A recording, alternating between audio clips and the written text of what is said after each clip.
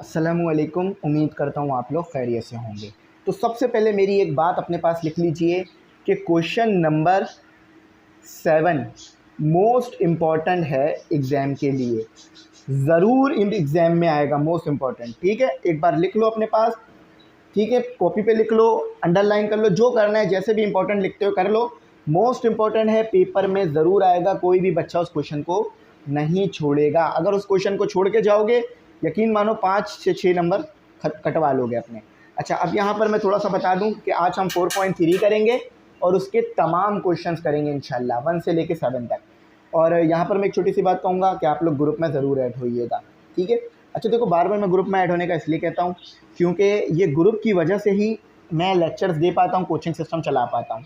क्योंकि ये खर्चा जो इलेक्ट्रिसिटी का है और दूसरे एक्सपेंसिव और दूसरे टीचरों का खर्चा जो है वो इसी ग्रुप से निकलता है।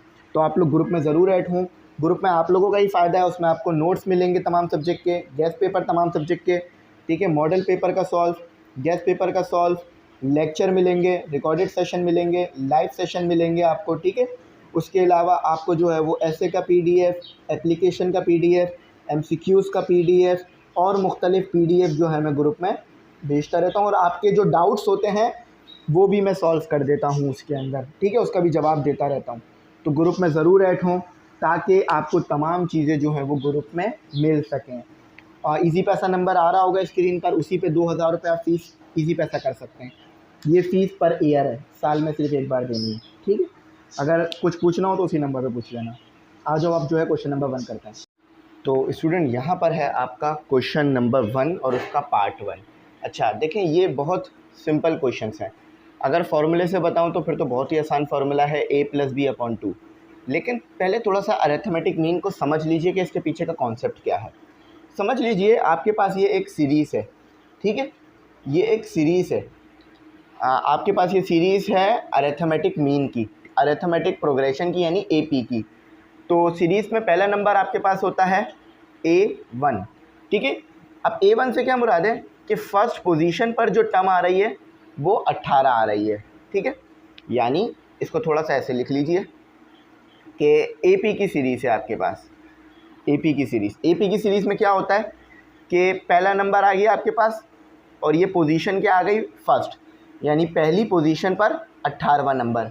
यानी इसको इस तरह समझ लो कि पहली पोजीशन पर आया है 18 साल का स्टूडेंट।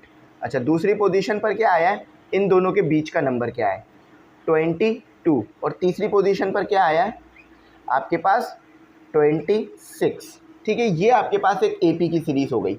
अब ये AP की सीरीज़ है, आपको कैसे पता चला, ये तो मैंने बता दिया, लेकिन अगर मैं बताता नहीं तो आप कैसे पहचानते। आप क्या करते, आगे वाले नंबर को पीछे वाले नंबर से माइनस करते और यहाँ पर लिख लेते। क्या आ रहा है इन दोनों को माइनस करने पे, 4। अब यहाँ तो 4 आ गया, लेकिन अगर 26 को 22 से माइनस करने पे भी 4 आ रहा है तो इसका मतलब है कि ये सीरीज़ AP की है। क्योंकि AP की सीरीज़ में इन AP सीक्वेंस कॉमन डिफरेंस हमेशा सेम आएगा। ठीक है, कॉमन डिफरेंस जो है वो हमेशा आपके पास सेम आएगा। अच्छा, और याद रखिएगा हमेशा आगे वाले को पीछे वाले यानी एडजेसेंट नंबर से माइनस करेंगे। ऐसा नहीं कर सकते कि आप 26 को 18 से माइनस कर रहे हैं या फिर आप 18 को 26 से, नहीं, हमेशा आगे वाला नंबर पीछे वाले नंबर से माइनस होगा। तो मैंने 26 को 22 से माइनस किया, फिर मेरे पास 4 आ रहा है, तो इसका मतलब है मेरे पास कॉमन डिफरेंस सेम आया। कॉमन डिफरेंस का फॉर्मूला आप पीछे पढ़ चुके हैं, या तो A2 - A1 या A3 - A2। तो ये आपको पता चलिए, ये आपके पास एक सीरीज़ AP की है। अब अरिथमेटिक प्रोग्रेशन में, अरिथमेटिक मीन में होगा क्या, ज़रा ये समझो। AM की फुल फॉर्म देख लो पहले। तो AM की फुल फॉर्म है अरिथमेटिक मीन, MEAN। ठीक है, अरिथमेटिक मीन। तो अरिथमेटिक मीन, अच्छा थोड़ी सी स्पेलिंग मिस्टेक हो रही है, अरिथमेटिक मीन ये आता है।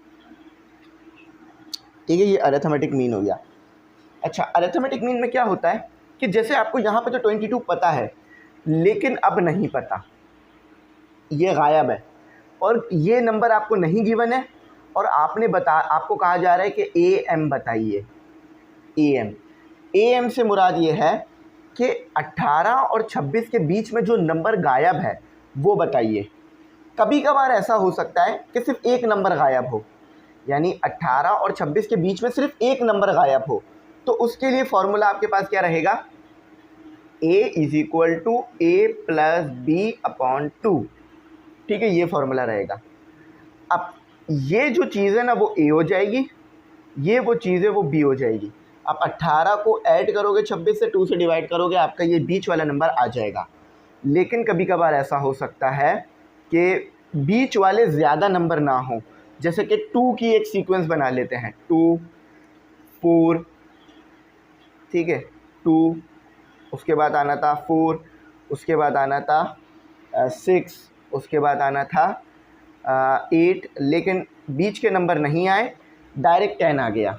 ठीक है, अब वो कहेंगे कि आप जो है वो 3 इंसर्ट AM, यानी जो इन दो के दरमियान 3 AM आएंगे ना वो बताएं। फिर उसके लिए ये वाला फार्मूला एप्लीकेबल नहीं रहेगा। याद रखना हमेशा ये वाला फार्मूला जब भी एप्लीकेबल है जब सिर्फ एक AM पता करना हो, यानी सिर्फ एक बीच का नंबर गायब हो, और जो नंबर गायब है वो बीच का नंबर हो, ये भी आपको याद रखना है। लेकिन जब एक से ज़्यादा नंबर गायब होंगे तो फिर ये वाला फार्मूला एप्लीकेबल नहीं होगा। और जो हमारे पास जो क्वेश्चन 1 है उनमें तो सब में ये फार्मूला लग जाएगा, लेकिन जो क्वेश्चन 2 है वो ऐसे गिवन है कि उसमें आपके पास 2-3 नंबर गायब हैं, जिसमें वो आपको कहेंगे इंसर्ट 3 AM बिटवीन 3 and 11, या ऐसे कहेंगे इंसर्ट 3 AM बिटवीन, देखो बिटवीन कह रहा है ना, यानी 2 और 10 के दरमियान, बिटवीन 2 and 10। इसका मतलब ये होगा कि 2 और 10 के दरमियान 3 नंबर और आने चाहिए थे, वो हमें नहीं पता कि कौन से नंबर हैं। आप 2 और 10 को देखकर नहीं पहचान सकते, क्या पता वो नंबर 1 हो, 1 के इजाफे से बढ़ रहा हो, तो तुक्के नहीं मारेंगे, फार्मूले से सॉल्व करेंगे। तो आपको अगर वो 2 से ज़्यादा, मतलब 1 से ज़्यादा नंबर पता करने के लिए दे देंगे तो ये फार्मूला नहीं लगेगा, फिर एक नया कॉन्सेप्ट अप्लाई होगा। तो AM का मतलब क्या होता है कि जो बीच के नंबर गायब हैं उन्हें लिखें। अच्छा याद रखिएगा, AM को आप ऐसे नहीं लिख सकते, ठीक है, ऐसे नहीं लिखेंगे, AM को आप हमेशा ऐसे लिखेंगे। तो ये जो मैंने चीज़ें लिखवाई हैं ये अपने पास उतार लो, यही इसका कॉन्सेप्ट था कि AM क्या है कि जो बीच का नंबर मिस है वो लिखना। वो नंबर एक भी हो सकता है, वो नंबर ज़्यादा भी हो सकते हैं।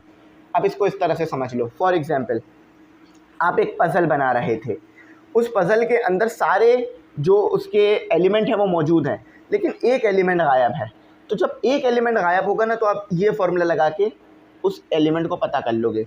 लेकिन उस पज़ल बनाने में आपके पास एक से ज़्यादा एलिमेंट गायब हैं, तो फिर आप ये फार्मूला नहीं लगाओगे, ये वाला कॉन्सेप्ट इस्तेमाल करोगे जो मैं आपको अभी आगे बताऊँगा क्वेश्चन नंबर 2 में। साथ ही साथ मैंने इसलिए समझा दिया क्योंकि मैंने लिखा है। कॉन्सेप्ट याद रहेगा, उम्मीद करता हूँ याद रहेगा।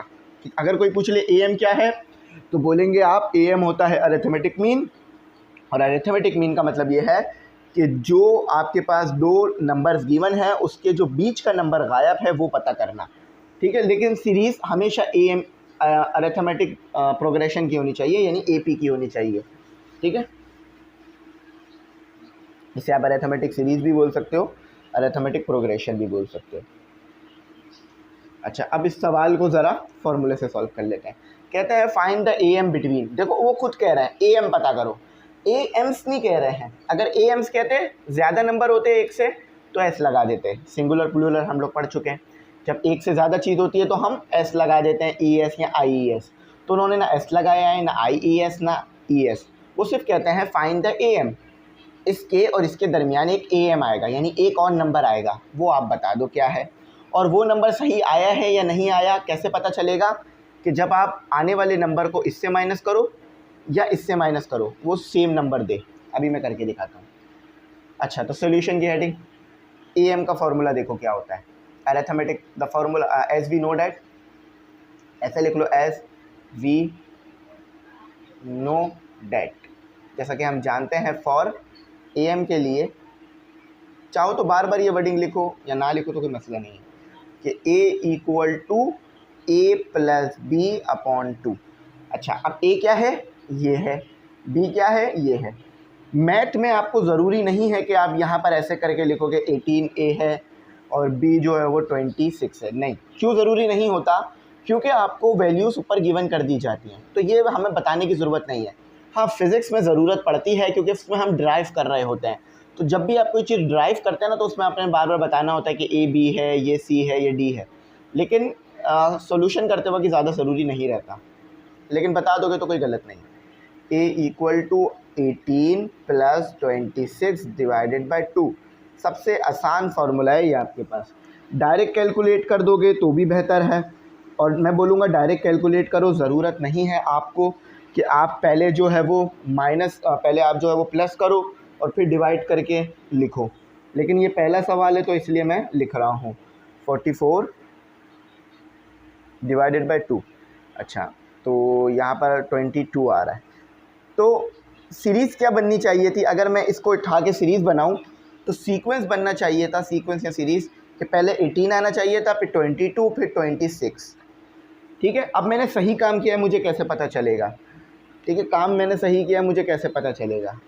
पहले 18 आना चाहिए था, फिर 22, फिर 26 और फिर ये सीरीज़ आ गई।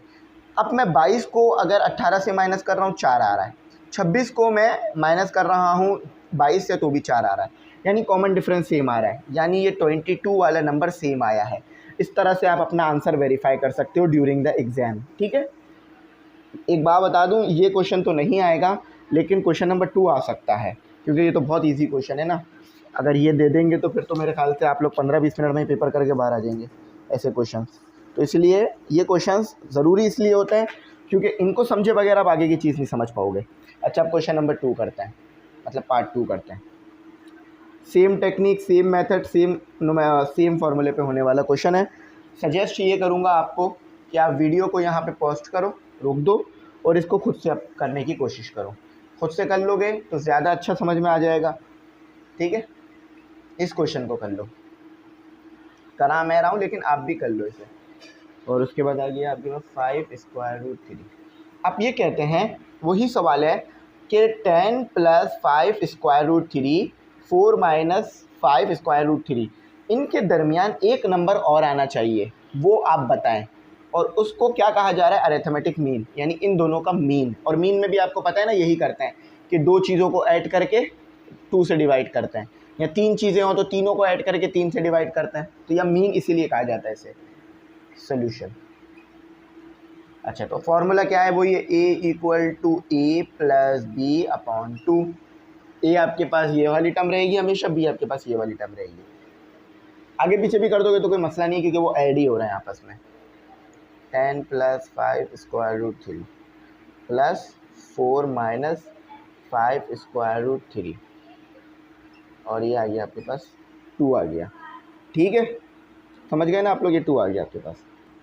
अच्छा देखो, अब ये माइनस का 5 स्क्वायर रूट 3 प्लस के 5 स्क्वायर रूट 3 से कैंसिल हो गया, तो a इक्वल टू 10 डिवाइडेड, और ये 10 4 में ऐड हो गया तो ये 14 और 2, तो a इक्वल टू 7 आ रहा है आपके पास। यानी बात ये है कि 10 प्लस 5 स्क्वायर रूट 3, इनके दरमियान एक नंबर मिस है, 4 माइनस 5 स्क्वायर रूट 3, और वो नंबर क्या है? 7 है। अब आप बोलोगे सर कैसे पता चलेगा कि हमने ये सही किया या गलत? इन दोनों का डिफरेंस लो और इन दोनों का डिफरेंस लो अरिथमेटिक मीन के मुताबिक। तो ये A1 है, ये A2 है, ये A3 है। तो A2 माइनस A1 करके चेक करो, डिफरेंस सेम आ रहा है? कैलकुलेटर से कर लो, 7 माइनस, और ये ब्रैकेट लगाना। ठीक है, 10 प्लस 5 स्क्वायर रूट 3, तो देखो डिफरेंस आ रहा है -3 माइनस 5 स्क्वायर रूट 3। अब यही डिफरेंस जब मैं 4 माइनस 5 स्क्वायर रूट 3 माइनस 7 करूँगा, अगर सेम आ जाए, आपको पता है ना कॉमन डिफरेंस कैसे लेते हैं? A2 माइनस A1 और A3 माइनस A2। अगर यही डिफरेंस यहाँ भी सेम आ गया तो इसका मतलब है हमने काम सही किया था। तो पहले क्या रखना है? A3 रखना है। ठीक है, फिर A2 से माइनस करना है। तो 4 minus 5 square root 3 calculator use करना भी आ जाएगा इस तरह से ना आपको। तो देखो वही नंबर आया, मैंने कोई वो तो नहीं किया ना, कुछ गलत तो नहीं किया, जानबूझ के कोशिश तो नहीं की नंबर सेम करने की। तो इसका मतलब ये है कि ये भी सेम, ये भी सेम, यानी हमने आंसर सही निकाला है, हमने आंसर सही निकाला और 7 ही आना था। तो समझ गए ना, प्रूफ करके मैंने इसलिए दिखाया ताकि किसी स्टूडेंट को अगर कोई छोटा मोटा डाउट आ रहा हो तो वो भी उसी वक्त उसका क्लियर हो जाए। अच्छा, ज़रा इसको रिमूव कर लेते हैं। अब हमारा आ जाएगा पार्ट 2, पार्ट 3। पार्ट 2 हमारा हो गया है, हम आगे मूव कर रहे हैं। तो अब 2a 3a 3a plus 2b and 5, थोड़ा सा गैप ले लेते हैं, and 5a minus 6b। 3a plus 2b and 5a minus 6b। अब मैं क्या चाहता हूँ, मैं इसका निकालना चाहता हूँ कॉमन अरिथमेटिक मीन। तो फॉर अरिथमेटिक मीन एज, चाहो तो ये वर्डिंग लिखो, नहीं चाहो तो नहीं लिखो, as we know that for A M का फॉर्मूला है आपके पास a equal to A plus B divided by 2। अब ए वाली टर्म हमेशा ये रहेगी, बी वाली टर्म हमेशा ये रहेगी। तो 3a प्लस 2b प्लस आ रहा है तो कोई ब्रैकेट लगाने की ज़रूरत नहीं है, 5a माइनस 6b और 2। तो ज़रा a कर लीजिए, ये हो गया आपके पास 7 नहीं 8a हो गया, 8a, और ये हो गया आपके पास माइनस 4b डिवाइडेड बाई 2। अब देखो ये भी 8 भी 2 के टेबल पर आता है, 4 भी 2 के टेबल पर आता है, तो कॉमन निकाल लो। 2 कॉमन निकल गया, 2 नहीं बल्कि 4 कॉमन निकलेगा, क्योंकि ये दोनों 4 के टेबल पे भी आते हैं, यानी जिस सबसे बड़े टेबल पे वो आते हैं वो नंबर कॉमन निकाल लो। तो 4 सबसे बड़ा नंबर है जिस पर ये दोनों आते हैं। ये कितने पर आता है, 2 पर, ये कितने पर आता है, 1 पर। तो ये 2 हो गया, तो ये इससे ये कैंसिल हो गया, लेकिन हमें 2 ही कॉमन निकालना चाहिए था क्योंकि नीचे और कुछ बचा नहीं है। तो जो 2 बच रहा है उसे दोबारा मल्टीप्लाई करा दो। वैसे तो मुझे 2 ही कॉमन निकालना चाहिए था, लेकिन एक स्टेप ज़्यादा हो गया। a equal to 4b minus 2b, 4a minus 2b, ये आपका फाइनल आंसर आ गया। इसको देखते हैं तो बिल्कुल सही आ रहा है, 4a माइनस, एक बार मैं वेरीफाई कर लूँ ग्लॉसरी से। ठीक है, मेरे पास भी बुक ही है, मैं बुक से ही सॉल्व कर रहा हूँ, आज मोबाइल थोड़ा चार्ज नहीं है। हाँ, मैं ज़रा मार कर रख लेता हूँ, बुक की बाइंडिंग बहुत ज़्यादा कमज़ोर है, तो आप लोग ज़रा ध्यान से पढ़िएगा इसे। 4a माइनस 2b बिल्कुल ठीक आ गया है। अब हम करते हैं अपना पार्ट 4, इसी के साथ स्टार्ट ले लेते हैं, काफ़ी स्पेस है। कहते हैं कि 5 प्लस 7 स्क्वायर रूट 3 नहीं है, 5 आयोटा है। आपने आयोटा से नहीं घबराना, जो फॉर्मूला बताया उसी को रखना है दिमाग में। 8 minus 7 square root 5 iota, square root 5 iota, cube root भी होता है, स्क्वायर रूट भी होता है। ठीक है, तो 5 plus square root 5 plus 7 square root 5 iota 8। ठीक है, सही है। अच्छा देखो, अब हमने निकालना है सोल्यूशन। ए पी का फॉर्मूला क्या है, कुछ भी वर्डिंग लिख सकते हो। ए एम का फॉर्मूला क्या है, ए एम फॉर्मूला कि a equal to A plus B divided by 2। तो ए है 5 plus 7 square root 5 iota plus 8 minus 7 square root 5 iota divided by 2। तो देखो ये भी square root minus 7 square root 5 है, ये भी प्लस 7 स्क्वायर रूट 5, एक दूसरे को कैंसिल कर देंगे। ए इक्वल टू, तो ये आ रहा है आपके पास 12 नहीं 13 आएगा, 13 डिवाइडेड बाई 2। ठीक है, तो 13 डिवाइडेड बाई 2, इसको आगे अगर हमने सॉल्व किया तो ये फ्रैक्शन में चला जाएगा, और मैं होपफुल हूँ कि फ्रैक्शन में तो नहीं लिखते हम कभी भी मैथ में जवाब, तो ये यहीं पर क्लोज हो जाएगा, ये यहीं पर क्लोज हो जाएगा। ठीक है, तो बहुत अच्छी तरह इसको मैंने एक्सप्लेन किया है, हेल्पफुल हूँ, मैं होपफुल हूँ आपको समझ में आ गया होगा। अच्छा देखो, ग्रुप में आप लोग ज़रूर ऐड हो जाना। ठीक है, अब मैं बार बार ग्रुप में ऐड होने का इसलिए कहता हूँ कि यूट्यूब की जो इनकम है ना, वो मेरे पास इतनी नहीं है कि मैं ये कोचिंग सिस्टम चला सकूं, ठीक है।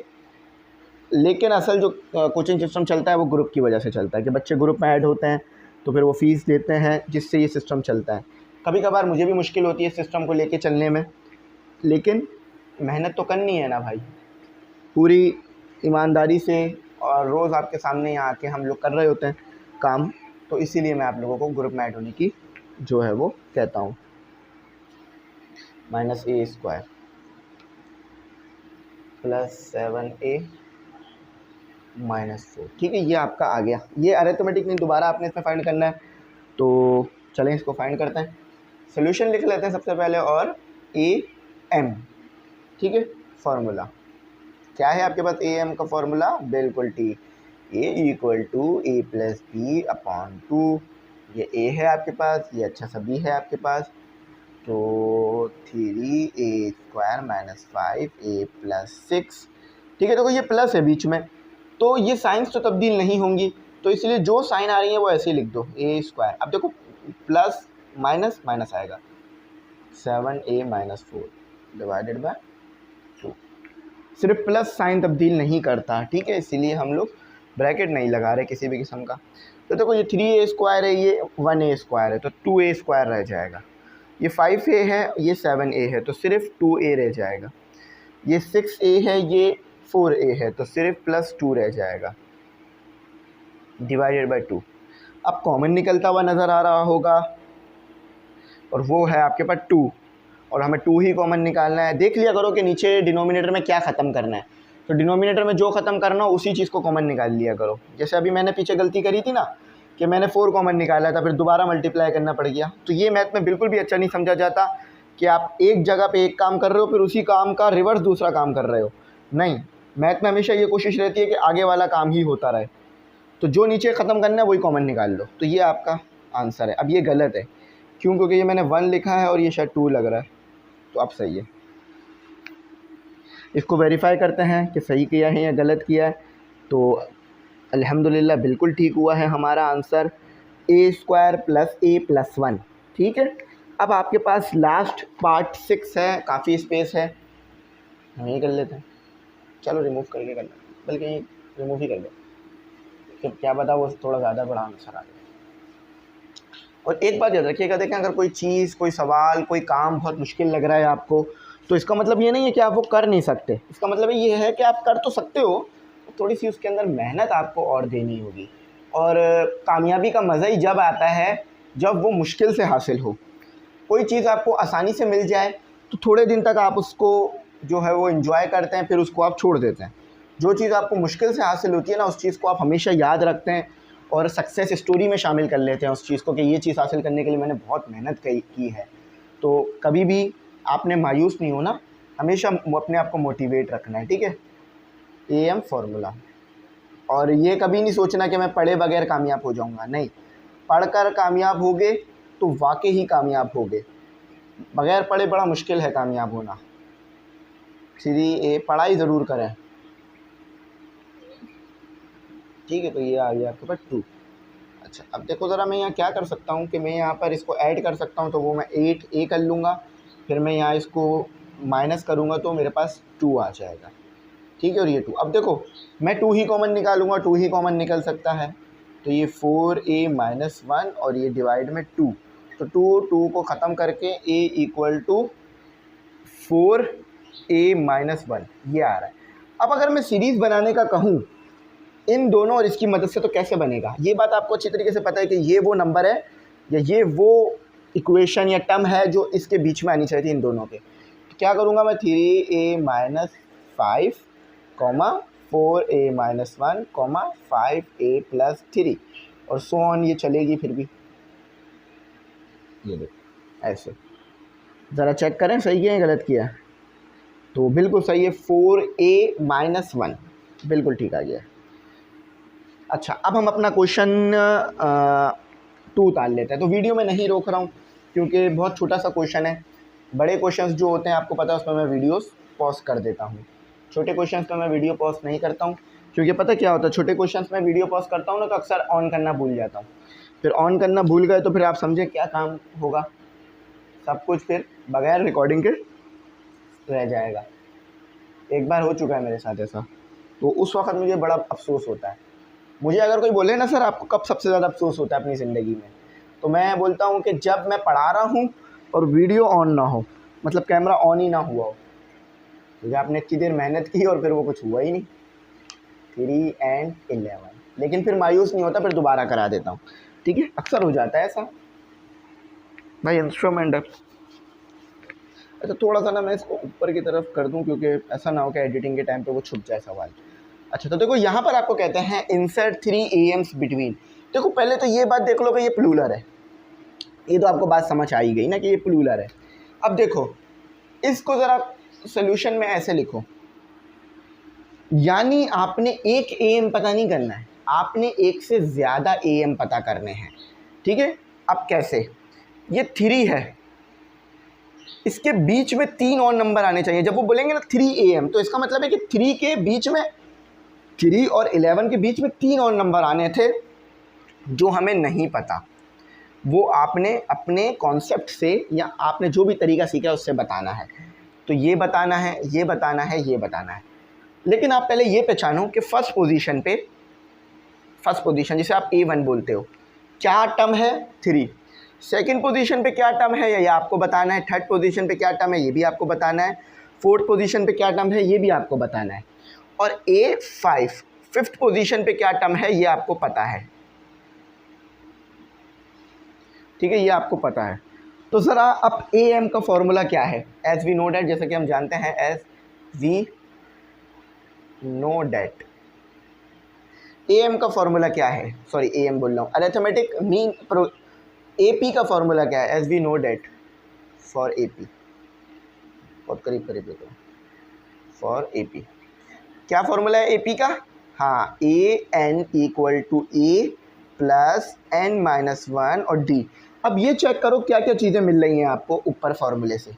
देखो इसको चेक करो, क्योंकि लास्ट टर्म देखते हैं ना हम, इसको चेक करो। आपको A5 मिल रहा है जो कि है 11 पर है, ये A, इसको A कह सकते हो। मैं पहले भी ये बात बता चुका हूँ, फिर बता रहा हूँ कि A ही आपके पास A1 होता है या A1 ही आपके पास A होता है। ठीक है, ये ऐसे लिख लो। तो A भी आपको पता चल गया इस फॉर्मूले में जो कि है 3। अच्छा, उसके बाद आपको N भी पता चल गया है, क्योंकि N यहाँ पर आता है, तो ये 5 है, यानी फिफ्थ पोजीशन टर्म 11। आपको बहुत सारी चीज़ें पता हैं, बस D नहीं पता, तो D आप फाइंड कर लो, कोई मसला नहीं है। तो A5 equal to 3 plus 5 minus 1 D में पता कर रहा हूँ, और A5 की जगह मैंने पुट कर दिया 11। अच्छा, ये यहाँ प्लस हो रहा है, वहाँ जाके माइनस हो जाएगा, ये यहाँ पर माइनस हो गया, तो 4D हो गया आपके पास। अच्छा, ज़रा 11 माइनस 3 कर लेंगे तो मैं 8 आ जाएगा मेरे पास। 8 divided by 4 divided by D, sorry 4 मैंने यहाँ करा था मल्टीप्लाई, वहाँ ले आके डिवाइड कर दिया। तो D इक्वल टू, थोड़ा सा मैं ऊपर कर लेता हूँ, D इक्वल टू 2 आएगा आपके पास। ठीक है, 8, एक मिनट, 8 डिवाइड, हाँ 2 आएगा। तो यानी ये बात तो पता चल गई कि हमारे पास जो कॉमन डिफरेंस है वो आपके पास क्या आ रहा है, वो आपके पास D आ रहा है। अब देखो इसको ज़रा, कॉन्सेप्ट को ज़रा क्लियर करो अपने। आपने क्या करना है, आपने सेकंड पोजीशन पर पता करना है क्या टर्म है, थर्ड पोजीशन पर पता करना है क्या टर्म है, फोर्थ पोजीशन पर पता करना है क्या टर्म है। यानी आपको N भी पता है, यानी आपको N भी पता है, आपको A भी पता है, आपको D भी पता है। फिर दोबारा फार्मूला यूज़ करो, AP फार्मूला, दोबारा फार्मूला यूज़ करो। ठीक है, याद रखना यहाँ पर A2 को आप A1 कहोगे, क्यों, क्योंकि बेशक आप A2 पता कर रहे हो लेकिन वो पहला मीन है। ठीक है, ये बात याद रखना, ये A1 है, ये A2 है, ये A3 है। बेशक आप A2 पता कर रहे हो लेकिन वो पहला मीन पता हो रहा है, तो इसलिए उसे A1 कहा जाएगा। फॉर्मूला क्या है आपके पास, AN equal to A plus N-1 और D। अब क्या क्या पता है ये चीज़ चेक करो। AN यानी A2, A1 आपको पता करना है। A आपको पता है क्या है, A2 वही है जो सबके लिए रहेगा क्योंकि सीरीज़ तो सेम है ना। 3 लिख देता हूँ, पहला सवाल है ना तो लिख देता हूँ 3। अच्छा N क्या है, सेकंड पोजीशन पे पता करना है तो वो भी पता चल गया 2। D क्या है वो भी पता चल गया है आपको 2। तो बस सिंपल है, कोई मसला नहीं है, पता कर लो। अच्छा यहाँ पर मैं A2 नहीं रखूँगा, डायरेक्ट A1 रखूँगा, तो मैं A1 रख रहा हूँ। समझ गए? ये सवाल को खोल रहा हूँ ताकि तमाम कॉन्सेप्ट दिमाग में आ जाए आपके कि क्या हो रहा है। 3 + 2 - 1 और 2, तो A1 आपके पास क्या आ गया 3 + 2, तो A1 आपके पास आ गया 5। तो यहाँ पर जो नंबर आना था वो 5 था। ठीक है, अब इसी तरह से फॉर A2 के लिए भी काम करो। याद रखना A3 जो है वो आपके पास A2 बनेगा। क्यों? क्योंकि आप पहली AM पता कर चुके हो, अब दूसरी AM पता कर रहे हो, फॉर्मूला सेम रहेगा। अब डायरेक्ट इस फॉर्मूले को हम ऐसे लिख देते हैं A3 = A2, A2 = A + N-1 और D। अच्छा A तो सेम रहेगा, याद रखना ये N नहीं है, N ये है। ये तो सिर्फ आपको बता रहा है कि आपने दूसरा मीन निकाला है, असल में ये बता रहा है कि किस पोजीशन पे आपने मीन निकाला है। तो A तो सेम रहेगा, ऊपर वाला ही रहेगा 3, क्योंकि सीरीज़ तो वही है ना पुरानी वाली। N बदल जाएगा, N अब 3 हो जाएगा। कहते हैं ना तुम बदल गए, तो ये भी बदल गया। तो 3 + 2 × 2 डायरेक्ट कर लीजिए कि 2 × 2 4 और 7 आ रहा है आपके पास। तो दूसरा मीन जो आया वो 7 आया, पहला मीन आया था 5, तो सीरीज़ बन जाएगी इस तरह से आपकी। तीसरा मीन निकालते हैं, फॉर A3 लिखेंगे आप। बेशक आप A3 पता कर रहे हैं, लेकिन वो कौन सी पोजीशन पर है, A4 = A3 पर है वो। समझ गए? मीन आपका दूसरा है, मीन आपका तीसरा है, लेकिन पोजीशन आपकी चौथी है। तो पोजीशन के हिसाब से पता चलता है आपको मीन कौन सा है। तो थोड़ा सा ना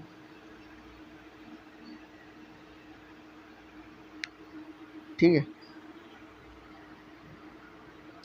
अच्छा अब ज़रा मैं पता करता हूँ, वही फार्मूला लिखूँगा A3 = A + N-1 और D। अच्छा अब देखो N क्या है 4, जैसे यहाँ 3 था अब यहाँ 4 हो गया है। ये नहीं है N मैंने कहा था ना ये है, ये N है, ये N नहीं है। ये आपको बहुत कंफ्यूज करेगा आगे, लेकिन अब मैं उम्मीद करता हूँ नहीं करेगा। 3 + A सेम क्यों रखा, क्योंकि सीरीज़ सेम है। 4 - 1 और 2, D भी सेम ही आएगा, सीरीज़ सेम है तो। अच्छा तो ये आएगी आपके पास 3 + 3 2 6 9 आ रहा है।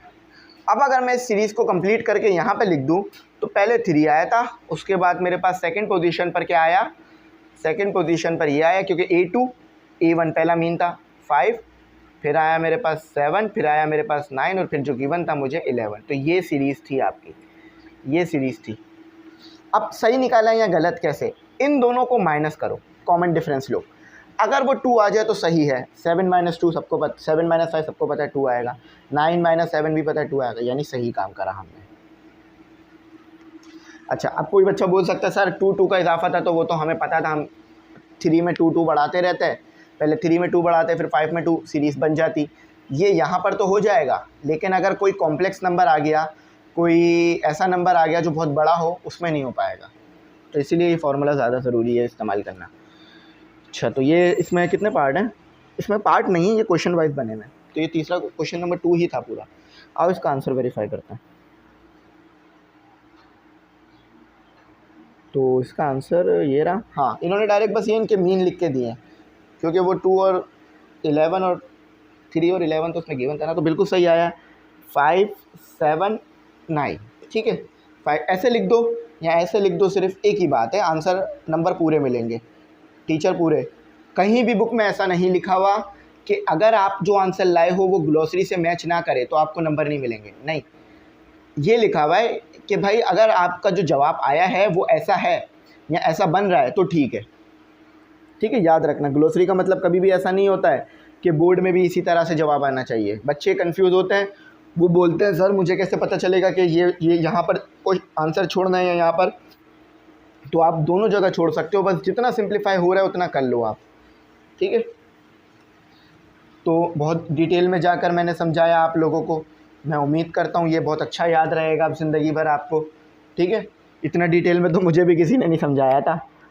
तो बस दुआ करिएगा कि जो काम है वो बन जाए बिगड़े हुए, और अल्लाह ताला जो है वो हमारे हर काम बनाए। चलो तो यहाँ करते हैं इंसर्ट 4 AMs बिटवीन। किसके दरमियान आपने 4 AMs इंसर्ट करने हैं?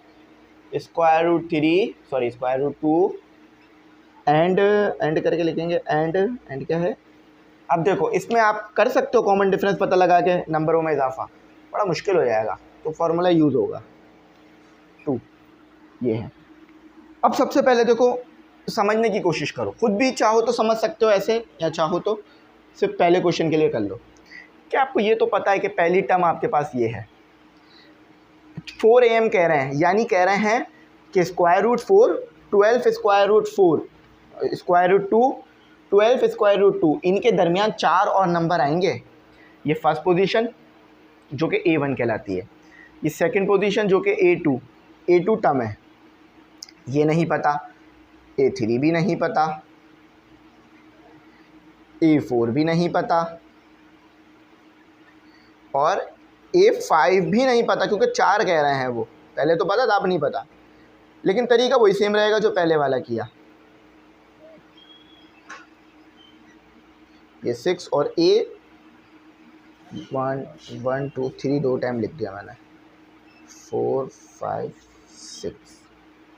ठीक है, 6th पोजीशन बना रहा है, 12 डिवाइडेड बाय √2 6 पोजीशन बना रहा है।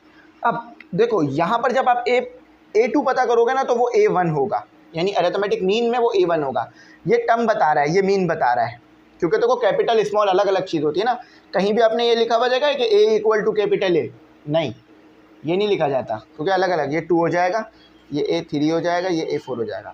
ये कह लो कि A2 में से -1 कर दो, लेकिन ऐसा ज़रूरी नहीं होता, कभी कभार चेंजेस हो जाती हैं, तो इसलिए इसको ऐसे रटिएगा मत।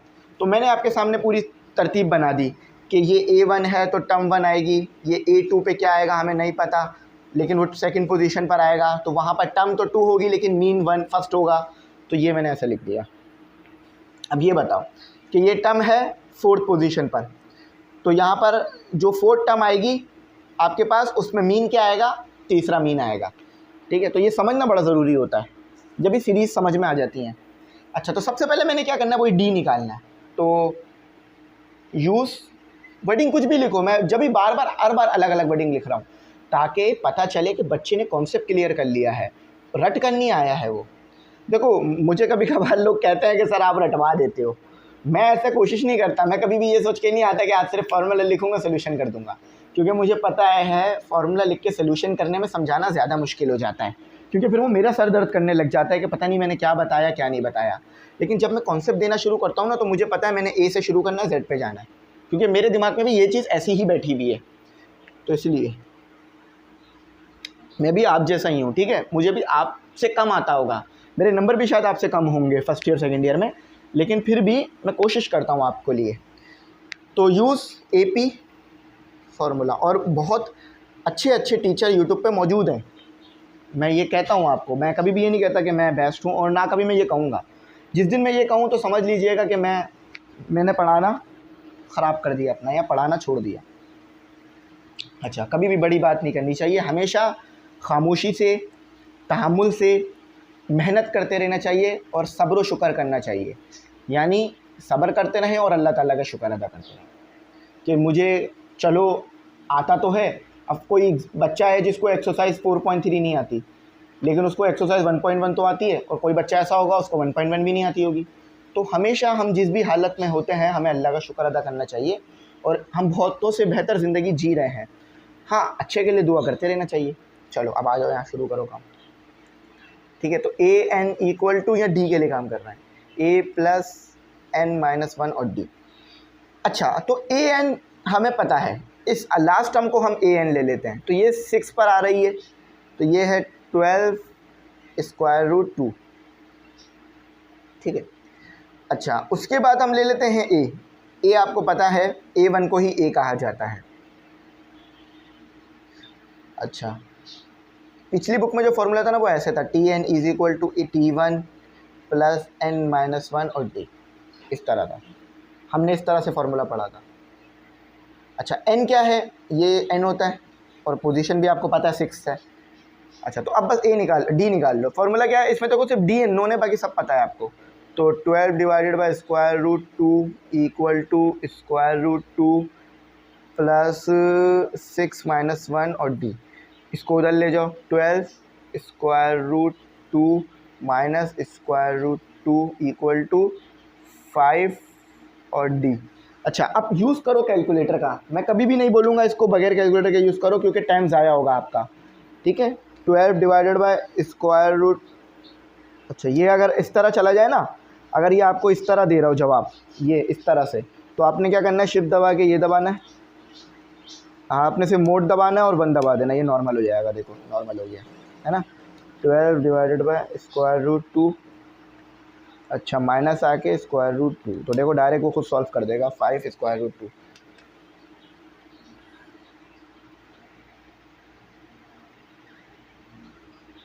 अच्छा, अब छोटा छोटा करके लिखना पड़ेगा, 5 स्क्वायर रूट 2 आया था ना। अच्छा, अगर आपसे आंसर मिस हो जाए जो आप लाए थे, तो ये आंसर दबा के इक्वल टू दबाना, दोबारा आ जाएगा। तो 5 स्क्वायर रूट 2 डिवाइडेड बाय 5 या मल्टीप्लाई हो रहा है, वहाँ जाके डिवाइड हो जाएगा, तो डी सिर्फ स्क्वायर रूट 2 आ रहा है, यहाँ लिख लो d equal to square root 2, इसको ब्रैकेट कर दो। अच्छा, अब A1 पता करो, A2 पता करो। फॉर A1 आई थिंक इधर भी एक हो जाता, डी को थोड़ा सा ना इधर ही लिख दो, क्योंकि हमारे पास इधर भी एक जगह आ जाएगी ना, तो हम अच्छा कर लेंगे काम। Square root 2। अच्छा, अब फॉर A1 करो। A1 क्या है आपके पास, देखो A2 पर जो मीन आ रहा है वो A1 आ रहा है, ये बात याद रखना, ठीक है। इधर भी लिख लो A1। अब इधर ज़रा वो लगा दो, AM का फॉर्मूला लगा दो।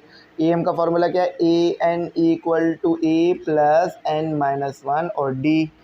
आपने AN क्या लिया है, 2 लिया है, ठीक है, लेकिन वो A1 के बराबर है क्योंकि पहला मीन निकाल लो। अच्छा, A सेम रहेगा क्योंकि सीरीज़ सेम है, स्क्वायर रूट 2, यहाँ पर लिखने की बार बार ज़रूरत नहीं है, आप पीछे बता चुके हो कि D स्क्वायर रूट 2 के बराबर है। हाँ, यहाँ पे बताना चाहो तो सिर्फ N बता दो कि N2 है, प्लस 2 माइनस 1 और D कितना है आपके पास, स्क्वायर रूट 2, तो स्क्वायर रूट 2 प्लस, देखो 2 माइनस 1 1 ही बचेगा आपके पास, तो स्क्वायर रूट 2। तो क्या जवाब आ रहा है, 2 स्क्वायर रूट 2। अब इसको ऐसे ही छोड़ दो और सॉल्व नहीं करना है इसे, और सॉल्व करोगे तो देखना डेसिमल में चला जाएगा, 2 खुद ही सॉल्व हो जाता अगर हो रहा होता, तो 2 स्क्वायर रूट 2, देख लो डेसिमल में चला जाएगा। अच्छा, अब फॉर A2 के लिए काम करो। A2 यानी A3 पर A2 आएगा आपके पास, तो N आपके पास क्या होगा, यहाँ से N निकलता है 3, अगर यहाँ से निकालना चाहो तो +1 करके निकाल लेना। उसके बाद आपके पास AN equal to A plus N minus 1 और D। AN यानी A3, A2 है आपके पास, A क्या है आपके पास, वही स्क्वायर रूट 2, सीरीज़ तो सेम है ना, या सीक्वेंस सेम है, तो 3 माइनस 1 और स्क्वायर रूट 2, तो ये आ गया स्क्वायर रूट 2 और प्लस 2 स्क्वायर रूट 2, तो 3 स्क्वायर रूट 2 हो जाएगा ये, ठीक है। 3, देखो ये स्क्वायर रूट 2, ये भी स्क्वायर रूट 2, समझ लो ये भी A है, ये भी A है, तो 1 प्लस 2 3,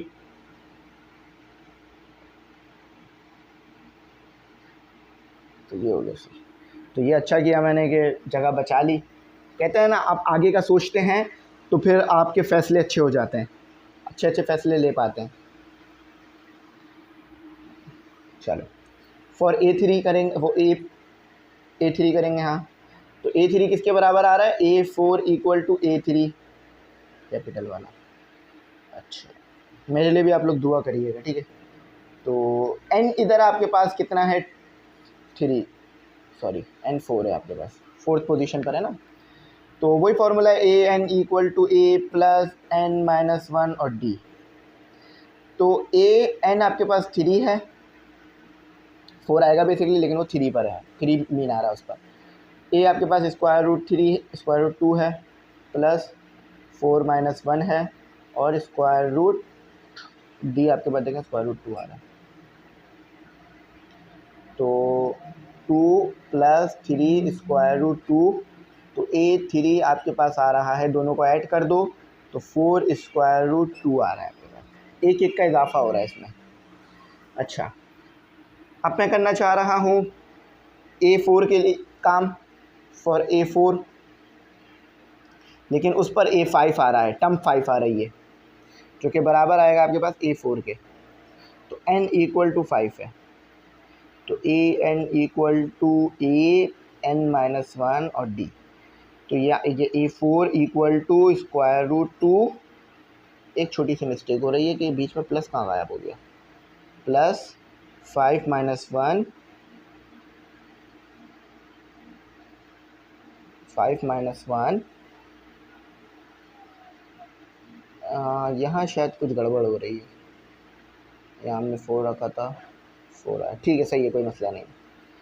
डी क्या है, स्क्वायर रूट 2, मुझे लगा कि यहाँ शायद 6 आना चाहिए था लेकिन 4 ही आएगा, सही है, 5 ही आएगा, सही है, क्योंकि वो फिर ऐड हो जाएगा ना उससे, तो वो हो जाएगा 4 स्क्वायर रूट 2। अब देखो 4 स्क्वायर रूट 2 को मैंने अगर ऐड कर दिया इसके तो 5 स्क्वायर रूट 2 कर ही जाएगा मेरे पास, ये आपका फाइनल आंसर है। अब देखो A1 A2 A3 A4 को साथ लिख दो मिलाकर, पहला मीन आया 2 स्क्वायर रूट 2, दूसरा मीन आया 3 स्क्वायर रूट 2, थोड़ा सा और इधर कर लो,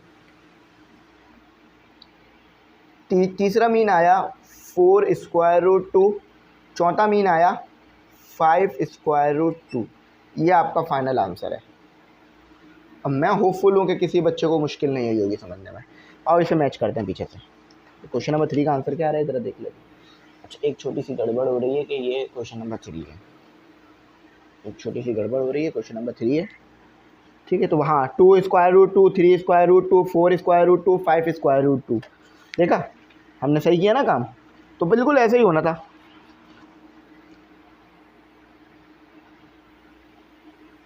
अच्छा, अब हम क्या करेंगे, अब हम जो है वो अपना क्वेश्चन नंबर 4 करेंगे। अब क्वेश्चन नंबर 4 भी सेम है, बस वो रिमूव कर देता हूँ इसको मैं ना। अब वीडियो रोक नहीं रहा हूँ मैं दोबारा, क्यों नहीं रोक रहा सर, वो आपको पता है फिर आपको मुश्किल होती है। हाँ, आप समझ गए ना आप लोग मेरी बात। चलो देखो, अब ऐसा तो नहीं है ना, अगर कोचिंग में पढ़ रहे हो, किसी अच्छे से कोचिंग में पढ़ रहे हो, अच्छे से कॉलेज में पढ़ रहे हो, तो वहाँ पर अगर टीचर क्वेश्चन लिख रहा होगा तो आप लोग बाहर चले जाओगे उठ के, नहीं अंदर ही रहते हो बैठे हुए। तो फिर यहाँ पर ऐसा क्यों होता है कि हम वीडियो रोक देते हैं, हमें भी वीडियो चालू रखनी चाहिए। तो अगर मैं ऐसा करूँगा ना, फिर बच्चे वीडियो देखना बंद कर देंगे, बोलेंगे आधा टाइम तो सर का इसी में ज़ाया हो गया। चलो, ये क्या हो रहा है, ठीक है, अच्छा सही। अच्छा भाई, तो गर्मी बहुत है भाई आज। तो यहाँ पर क्या आएगा, कहते हैं क्वेश्चन नंबर 4 को यहीं पे से दुरुस्त कर लेते हैं, दुरुस्ती कर देते हैं इसकी, कि कहते हैं कि क्वेश्चन नंबर 4 में कि 5 AM between square root 5 divided by 2 and 4 square root 5। अब 5 AM आएंगे, पहले तो 3 3 4 4 AM आए ना, अब 5 आएंगे, और इसके बाद 6 वाला भी सवाल है, लेकिन कॉन्सेप्ट सेम है, कभी कॉन्सेप्ट नहीं बदलेगा। देखो मैं क्या करूँगा आप लोगों के लिए, अच्छे से इसको रिप्रेजेंट कर दूँगा ताकि किसी बच्चे को कुछ मुश्किल ना हो। थोड़ा सा मुझे आप टाइम दीजिए, मैं आपको ये समझा देता हूँ। देखें, ये बड़ा मसला है, ये फ्रैक्शन में होता है ना तो जगह ज़्यादा चली जाती है, लेकिन कोई मसला नहीं है, हमें फरियाद ज़्यादा नहीं करनी, मेहनत ज़्यादा करना है।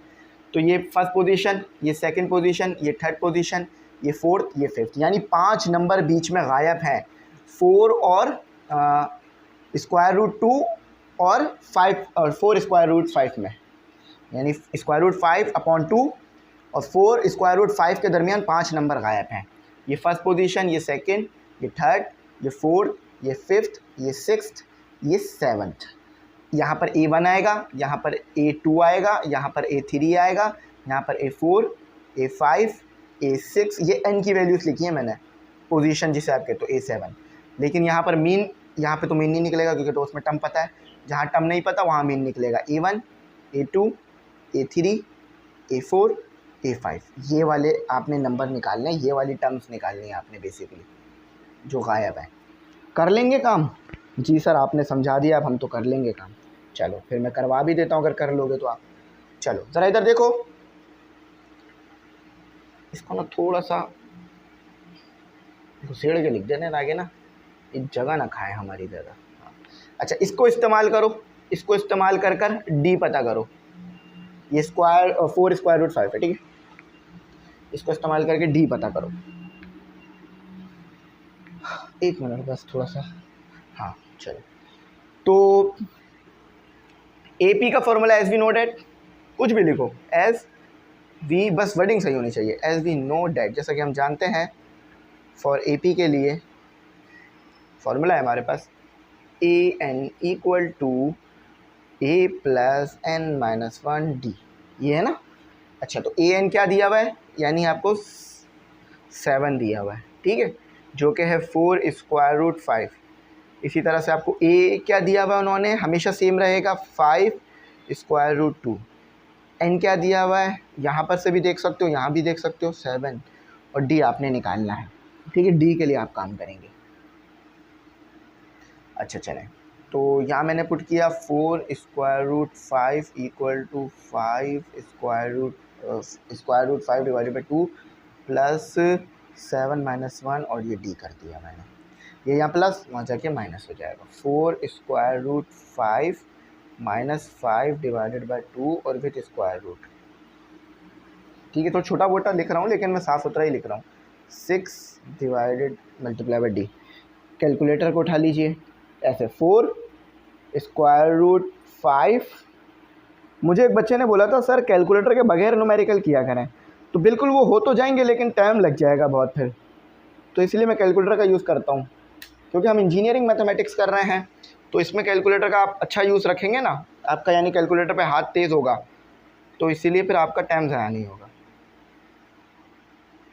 6 यहाँ डिवाइड हो रहा है, यहाँ आकर मल्टीप्लाई हो जाएगा। हमारी जो सीरीज़ हम बना रहे हैं ना वो ज़्यादा जगह ले रही है। अच्छा तो ये आ गया आपके पास d equal to 7 square root 5 divided by 12, ठीक है, ये आपका d है, हर जगह यही इस्तेमाल होगा, ठीक है, ये आपका d है, हर जगह यही इस्तेमाल होगा।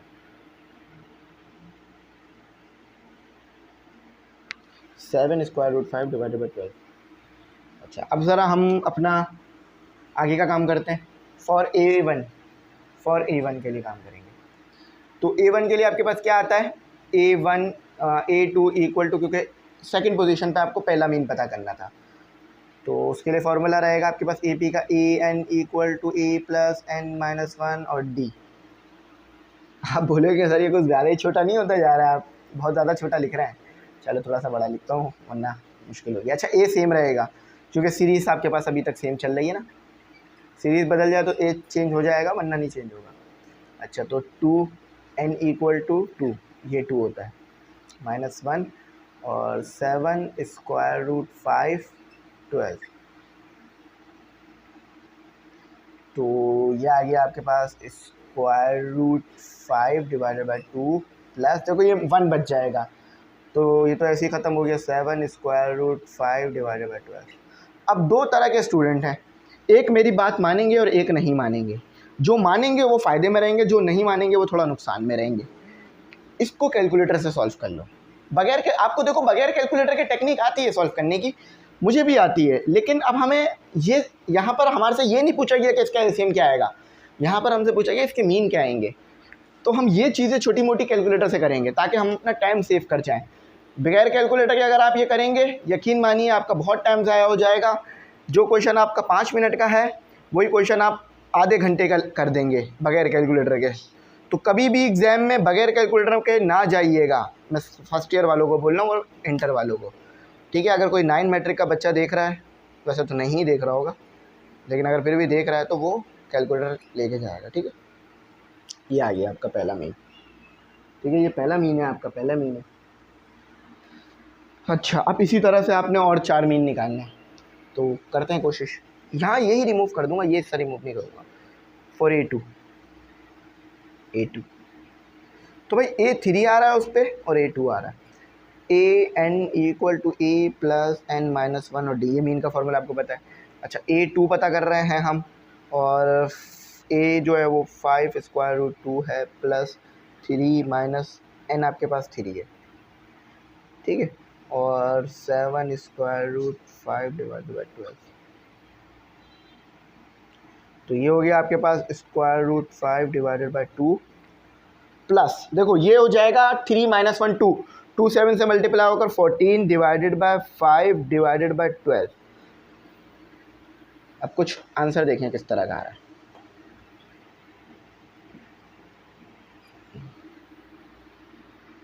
थोड़ा सा इसको ऊपर कर लेते हैं। अच्छा देखें, तो 5 2 + 14 12 5, तो 5√5 / 3 बिल्कुल सही आया माशाल्लाह से। देखा, मेहनत करते हैं तो मुझे तो सबसे अच्छा पता है क्या लगता है मैथ में, कि पहले इतनी देर मेहनत करो और फिर आंसर सही आ जाए, फिर गलत आ जाता है तो फिर दोबारा मेहनत करनी पड़ जाती है। फॉर A3 एंजॉय करो मैथ करते हुए, कभी भी टेंशन नहीं लो। देखो 4th पोजीशन पर AF3 आएगा आपके पास, तो AN = A + n-1 और D। अच्छा, A3 = √5 2, यहाँ लिखा हुआ मैंने A, अगर किसी को परेशानी हो रही है ना A क्या है तो ये देखो, ये लिखा हुआ प्लस n = 4 है, 4 - 1 और D तो आपके सामने ये रहा, प्रिटेंड हो रहा है 7/5 / 12। अच्छा, A3 आपके पास क्या आ रहा है सर, आप मुझे बताइए।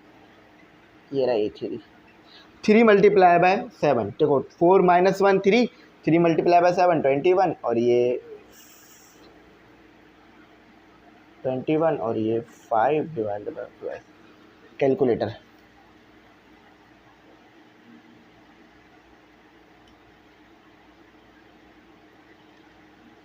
ठीक है, तो ये 5 बिल्कुल ठीक है। तो 9 5 4, ठीक है, 9 √5 4। अब आ जाओ फॉर A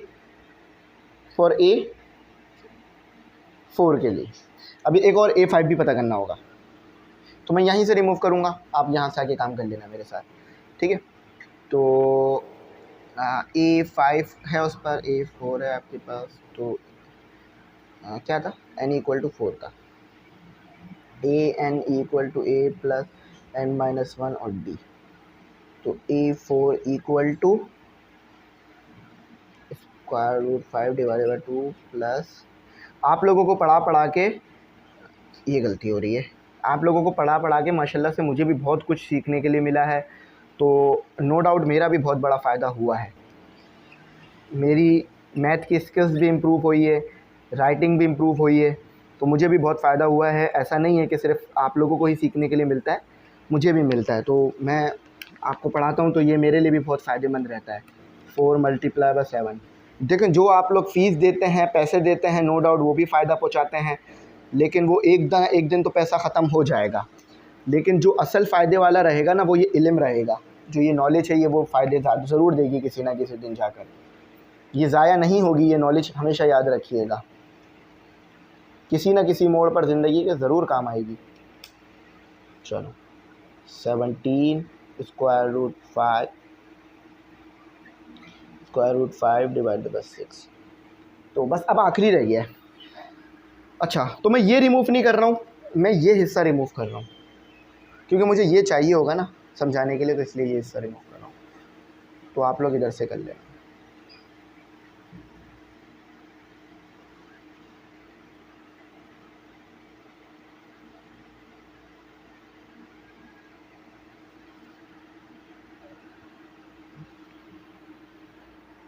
अच्छा, अब फॉर बस एक आखिरी रह गया फॉर A5, जिस पर A6 है और A5 है, 6 है। तो A n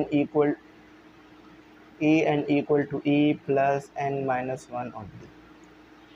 तो an इक्वल, फिर गलती, A5 equal to 5 square root 2 plus n6 है ना, 6 है हाँ, माइनस 1। और D कितना है आपके पास? D देखा, D निकाला था वो हमने रिमूव कर दिया, लेकिन D हमने यहाँ भी लिखा है, ये रहा हमारे पास 7 स्क्वायर रूट 5 डिवाइड बाई 12। तो हमें पता था हमने कहाँ से लिखा था, हमें याद है।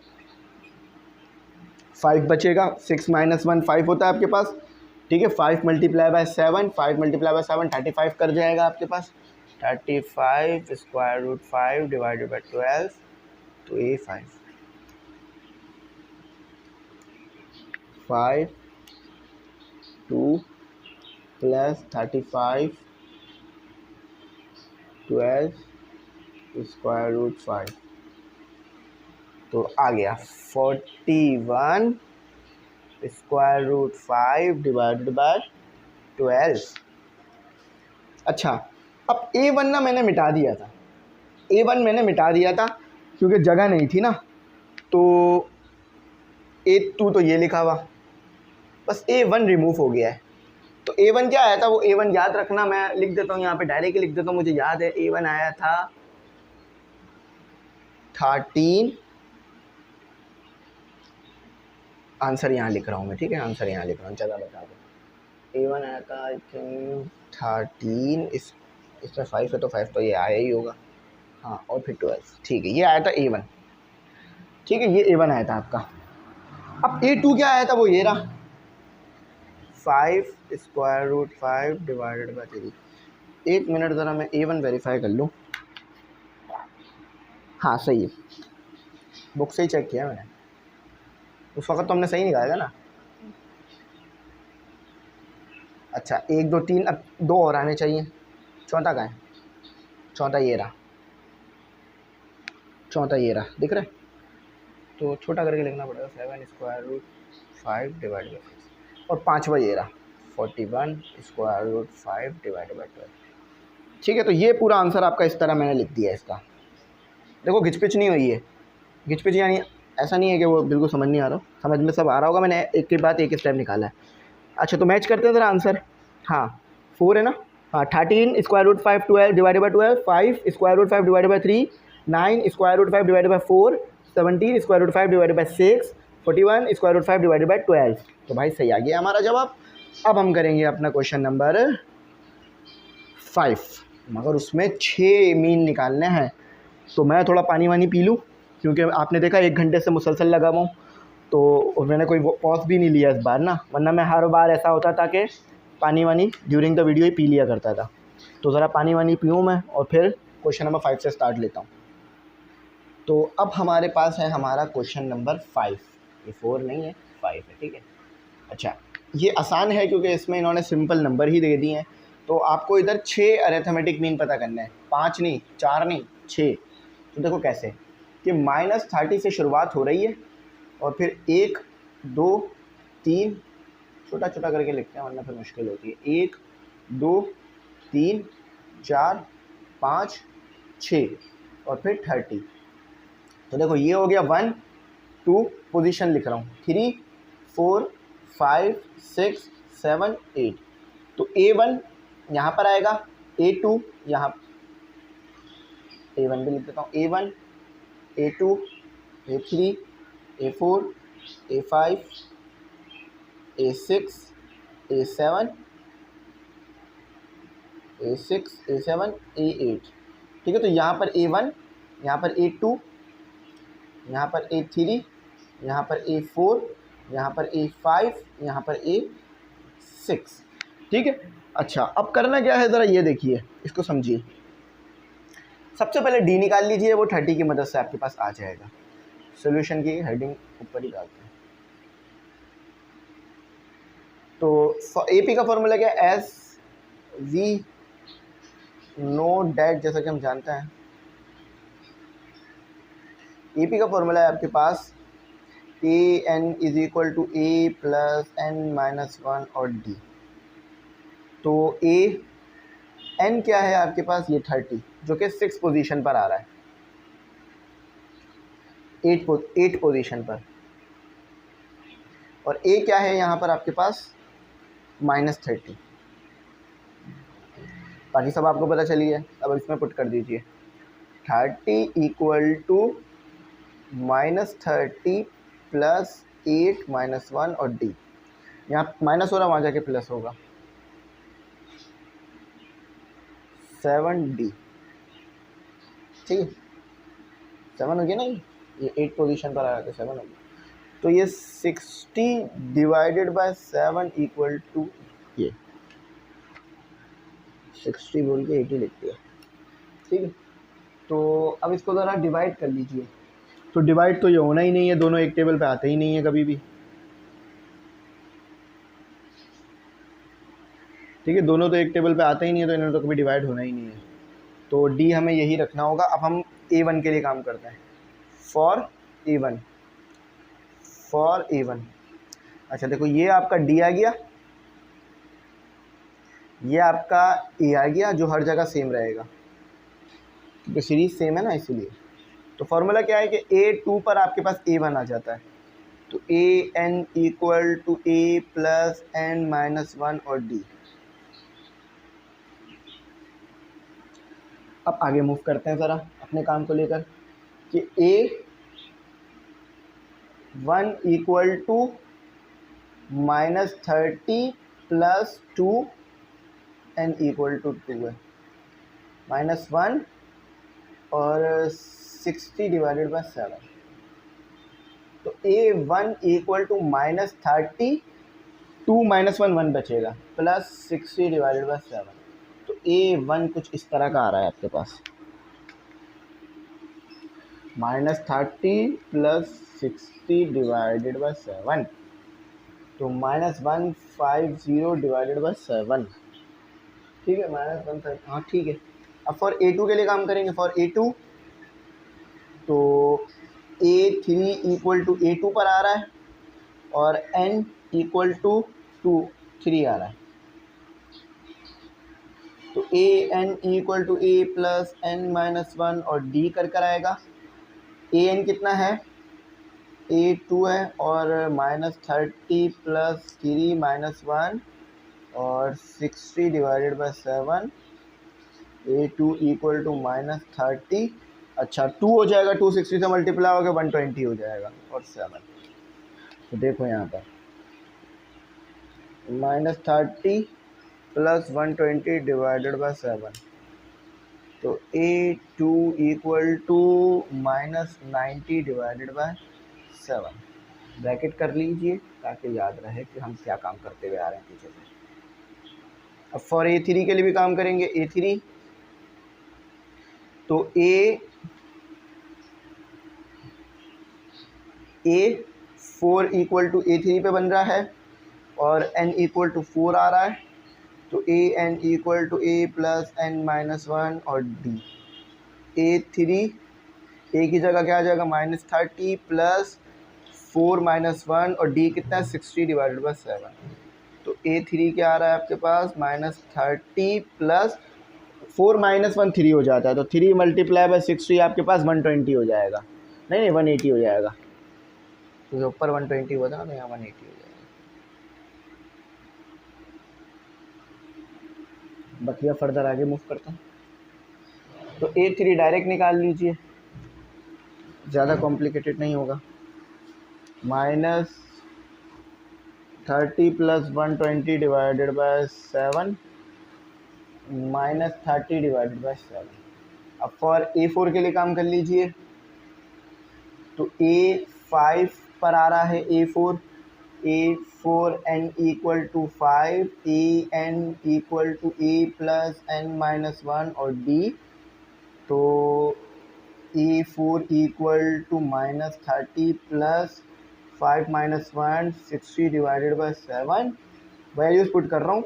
A यहाँ से आ रहा है, n ये रहा 5, ये देखो 5th पोजीशन पर है, और d हमने कहाँ निकाला था, यहाँ निकाला था।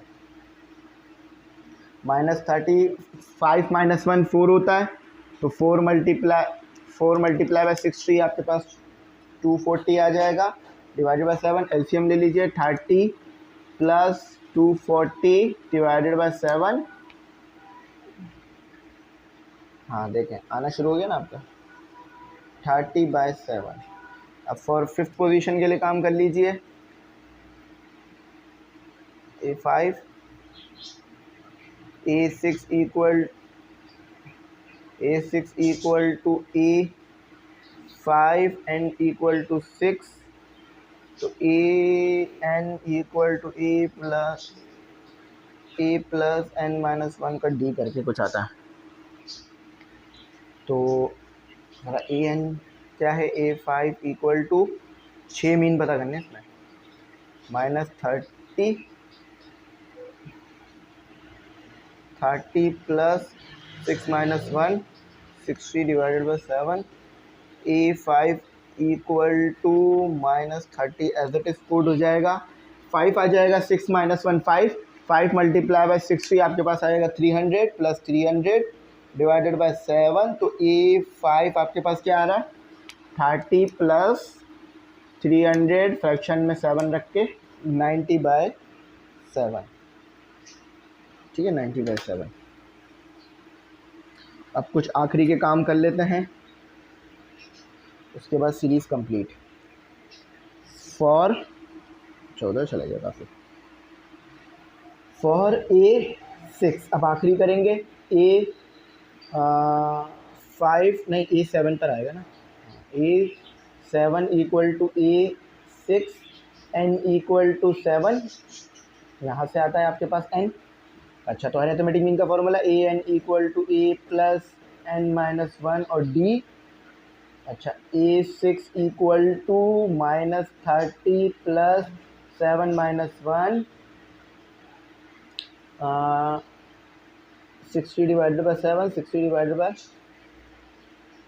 ये A3 है, ये A4 है, ये A5 है, A5 है, ये A6 के लिए काम चल रहा है। A6 आपके पास क्या आ रहा है, -30 प्लस 6 डिवाइडेड बाई 6 360 आ जाएगा, 6 डिवाइडेड बाई 60 360 आ जाएगा। 360 पे कोई चीज़ घूम जाती है कभी कभार, तो -330 प्लस 360 डिवाइडेड बाई 7 1507, ये आंसर है।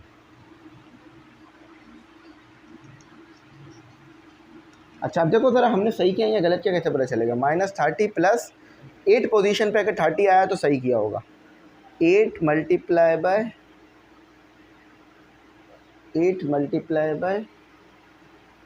नहीं 7 आएगा, 7 मल्टीप्लाई बाय 60 डिवाइडेड बाय 7। देखो सही आ रहा है, यानी अब तक हम जितना भी काम करते हैं सही कर रहे थे। अच्छा, तो देखो हमारे पास A1 क्या आया, पहले वो लिख देते हैं, जगह बड़ा कम है तो नीचे लिखना पड़ेगा थोड़ा बहुत। A1 क्या आया था, -105 डिवाइडेड बाई 7। A2 क्या आया था, 90 डिवाइडेड बाई 7। E3 क्या आया था, -30 डिवाइडेड बाई, माइनस लगा दीजिए, -30 डिवाइडेड बाई 7। अब बाकी यहाँ लिख रहा हूँ, कॉमा लगा दे, 30 divided by 7, comma 90 divided by 7, comma 150 divided by 7। ये आपके 6 आंसर आ रहे हैं, 6 मीन आ रहा है। अब इसको मैच करते हैं कि सही आया या गलत आया। अल्हम्दुलिल्लाह ये सही आया होगा, मतलब उम्मीद है। -150 divided by 7, -90 divided by 7, -30 divided by 7, 30 divided by 7, 90 divided by 7, 150 divided by 7। तो देखा, हमने प्रोसीजर फॉलो किया तो पूरा आंसर हमारे सामने बन गया। कैसा बना आंसर, है ना। तो इस तरह आपने भी फॉलो करना है चीज़ों को, इंशाल्लाह अच्छा हो जाएगा। अच्छा चलो अब करते हैं, अब क्या करें, आप कुछ नहीं करते, अब रहने देते हैं। अब करते हैं क्वेश्चन नंबर 6, वो थोड़ा अलग है, तो उसके लिए मैं रोक देता हूँ वीडियो को। तो अब जो है वो आपके पास आपका क्वेश्चन नंबर 6 है, आसान है, बहुत ईजी क्वेश्चन है। अच्छा सबसे पहले समझें, यहाँ पर वो कहते हैं सोल्यूशन, ठीक है। वो कहते हैं इफ़ 5 and 8 आर 2 AMs, वो कह रहे हैं कि 5 और 8 2 AMs हैं, यानी इसको समझिए, A1 आपके पास 5 है और A2, देखो अक्सर आपको AM निकालने का कहते थे, यहाँ AMs दे दिए हैं, तो ये इस तरह से हैं, ठीक है। अच्छा आर 2 AMs, ये बात समझ में आ गई, 5 और 8 आर 2 AMs खुद लिखा हुआ है। Between C and D, C और D के दरमियान के 2 AMs हैं, यानी एक सीरीज़ बनेगी 5, उसके दरमियान आएगा A1, 5 फर्स्ट पोजीशन पर, मतलब एक सीरीज़ बनेगी जिसमें जो है आपके पास फर्स्ट टर्म क्या होगी C1।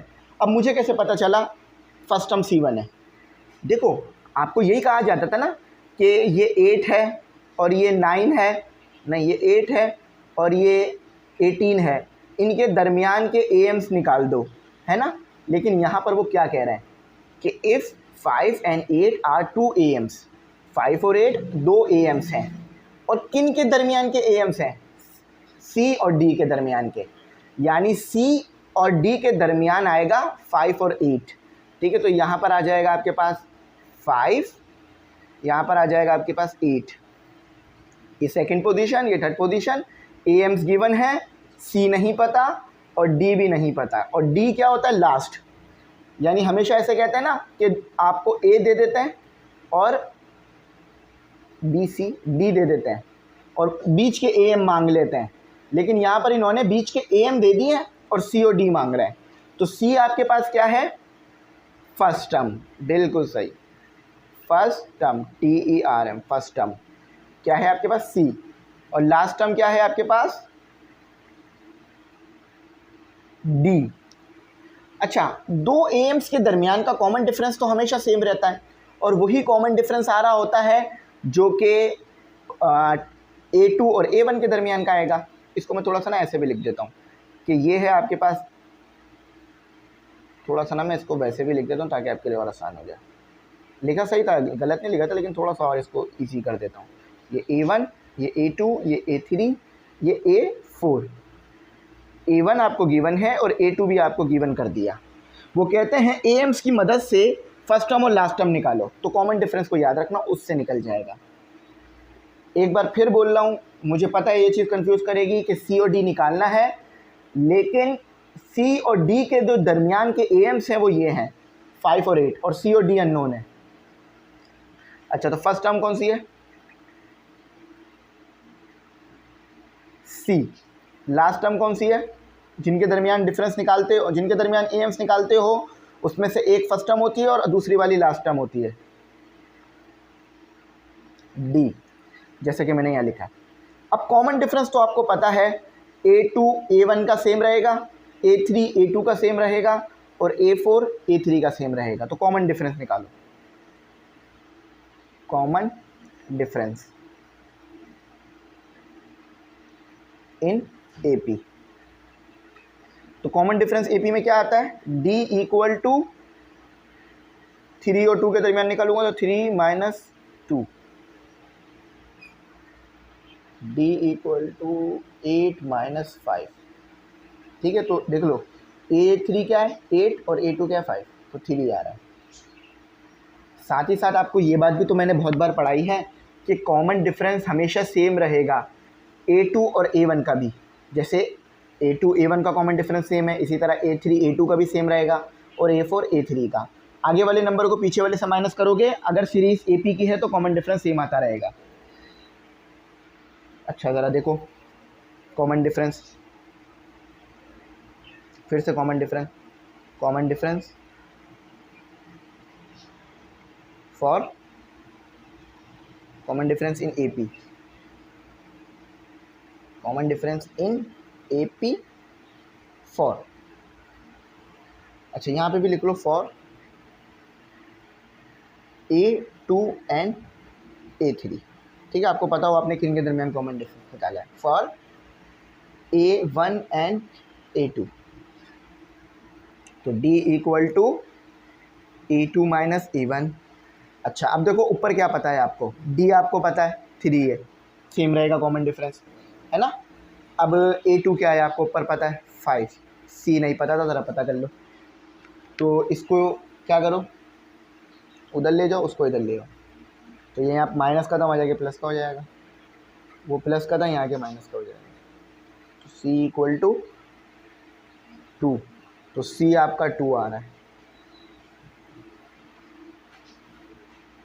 तो देख रहे हैं अभी भी अगर 5 और 2 के दरमियान का कॉमन डिफरेंस निकालेंगे तो वो भी 3 आएगा, तो यानी ये बिल्कुल सही आया।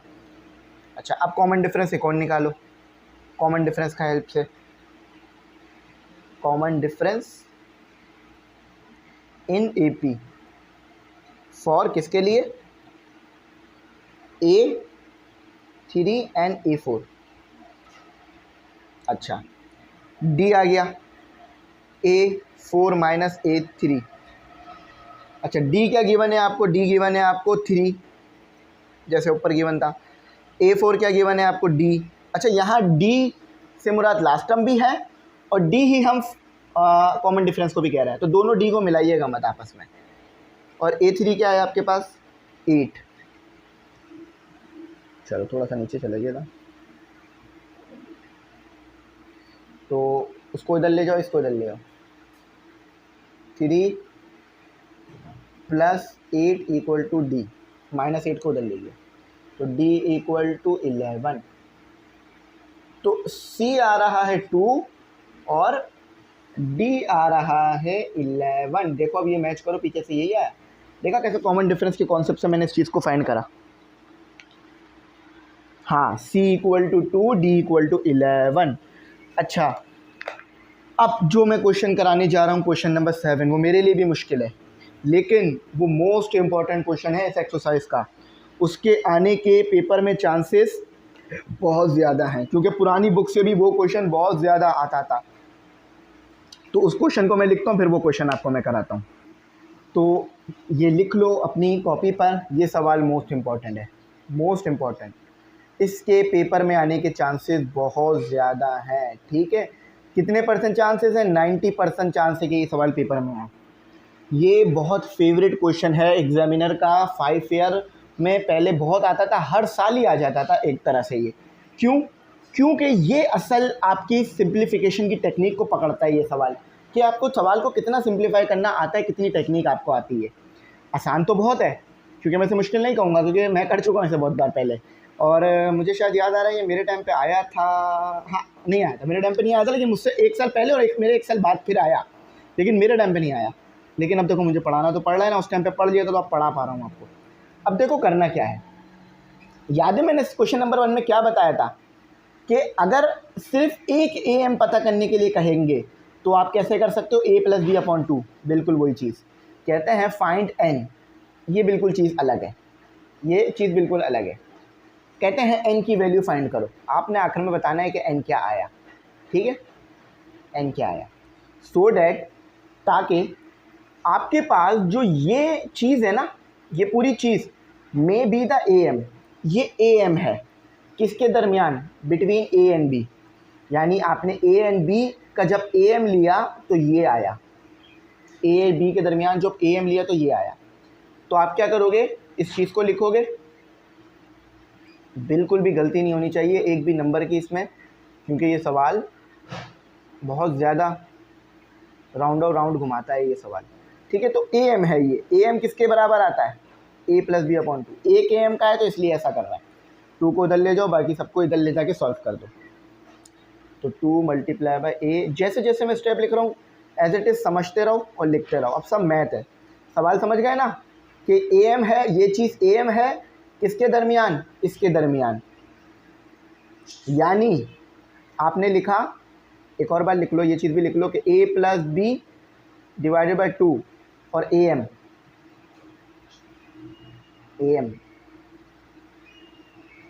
लिखने के लिए क्या लिख रहा हूँ मैं, AM तो आपने ए एम की जगह ये डाल दिया, क्यों? क्योंकि कह रहे हैं कि ये चीज़, फिर कह रहा हूँ, ये चीज़ ए एम है, ये चीज़ क्या है? ए एम है, ए प्लस बी अपॉन टू के दरमियान। ठीक है, तो समझ गया ना? अब इसको अच्छा, ए प्लस बी ए और N plus 4 plus B N plus 4। ठीक है, चलो। अच्छा, अब 2 मल्टीप्लाई कर दो, 2 A N plus b plus 2 B N plus 5 equal to, अब ए को मल्टीप्लाई कर दो। ठीक है, ए को इसके साथ सॉल्व कर दो, तो बेसिस सेम है, पावर ऐड हो जाएंगी। यहाँ देखो ना, बेसिस सेम है तो पावर ऐड हो जाएंगी। ए, ठीक है, और ए अभी मैं ऐड नहीं कर रहा हूँ ताकि आप लोगों को कन्फ्यूजन ना हो। ठीक है, ये आ गया। अब ए इससे मल्टीप्लाई करो, ए बी एन प्लस 4। अब बी को मैं ए से मल्टीप्लाई कर रहा हूँ, तो ए एन प्लस 4 बी, और फिर बी आ गया प्लस बी और बी एन प्लस 4। ठीक है, ये बी और फिर ये वाला बी। मैंने पहले ए को इससे मल्टीप्लाई किया, फिर ए को इससे, फिर बी को इससे, फिर बी को इससे। अब और सिंप्लीफाई करके लिखो।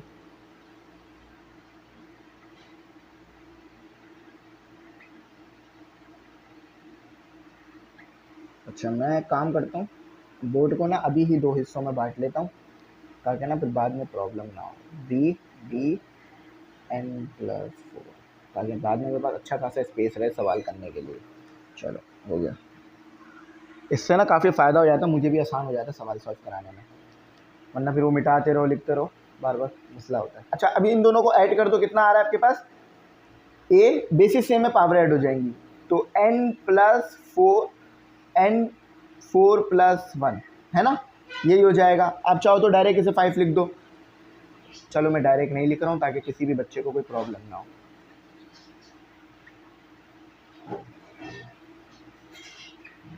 ए एन प्लस 4, ठीक है, उसके बाद बी, यहाँ भी यही हुआ, बेसिस सेम पावर ऐड।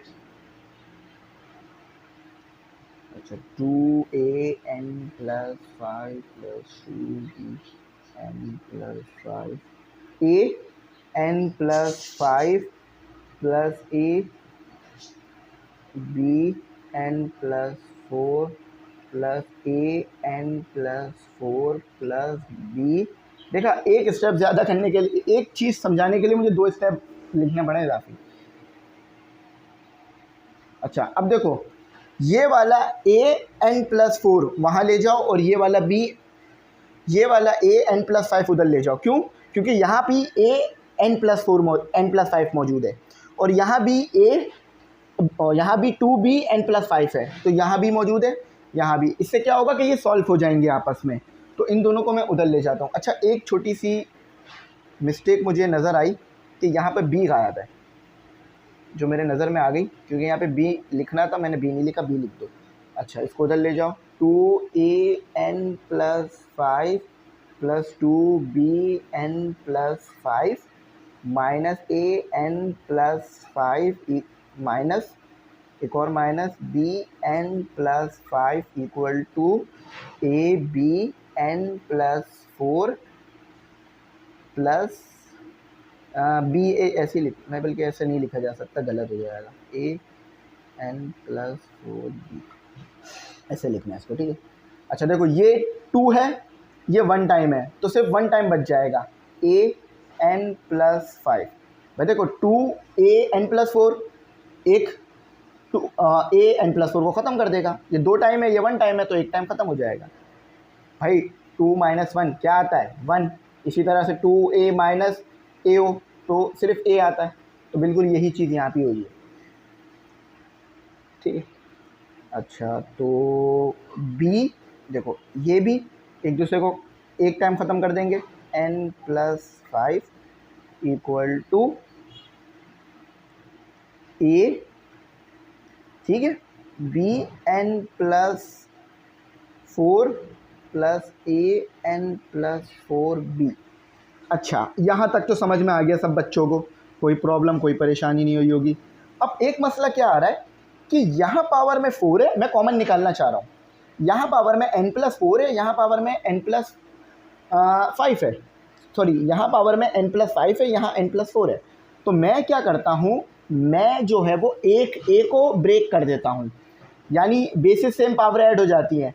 तो मैं क्या करता हूँ, बेस एक पावर बाहर निकाल लेता हूँ, यानी एक ए बाहर निकाल लेता हूँ, ए n+4। कोई गलत नहीं, इसको दोबारा सॉल्व करो, बेसिस सेम पावर, यही तो कहते हैं सिंप्लीफाई का तरीका। बेसिस सेम है, दोबारा पावर ऐड कर दो, तो an+4 + 1 an+5। देखा, ये चीज़ इस चीज़ के ही बराबर है। तो यहाँ पर मैंने ये काम किया कि मैंने बस एक ए को पावर से बाहर कर दिया, इसी तरह से बी को भी। क्यों? क्योंकि मैं कॉमन निकालना चाह रहा हूँ, वरना कॉमन निकले बगैर सवाल कैसे सॉल्व होगा।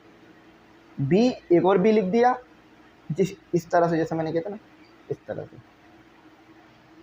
लेकिन यहाँ पर अगर मैं इसे सॉल्व नहीं करता तो ये चीज़ इसके साथ सॉल्व नहीं हो पाती, इसलिए बी n+4, n+4 प्लस ए, ठीक है, n+4b। एक स्टेप और यहाँ नीचे आ सकता है। अच्छा, अब मैं क्या चाह रहा हूँ, अब मैं चाह रहा हूँ कुछ कॉमन निकालना। तो मैं क्या करूँगा, इन दोनों को उस तरफ ले जाऊँगा, n+4, इस वाले को इस वाले के साथ लिखूँगा, यहाँ के ये माइनस का हो जाएगा, ठीक है। इस वाले को इसके साथ लिखूँगा क्योंकि इसी से कॉमन निकलेगा, n+4b। अब ये वाला आ जाएगा जो रह गया था, n+4। अब इसको मैं इसके साथ लिख दूँगा, प्लस नहीं माइनस n+4। ठीक है, मैंने क्या किया, पहले ये चीज़ लिखी, फिर इसको मैं उधर ले आया, माइनस का हो गया, फिर ये लिख दिया, फिर उसको मैं उधर ले आया। अच्छा, अब मज़ीद फर्दर सिंप्लीफिकेशन इधर से करूँगा। देखो, इसमें भी क्या आ रहा है, इसमें भी आपके पास, देखो इसमें ऐसे भी कॉमन निकाला जा सकता था कि बी कॉमन निकाल लो, ए कॉमन निकाल लो, ऐसे भी कॉमन निकाल सकते थे। लेकिन मैंने ज़्यादा बेहतर ये समझा कि मैं n+4 कॉमन निकाल लेता हूँ। तो n+4 कॉमन निकाल लिया मैंने, n+4 यहाँ से कॉमन आ गया, तो अंदर क्या बच गया, अंदर बच गया आपके पास a-b। ठीक है, तो इसमें भी n+4, इसमें भी n+4।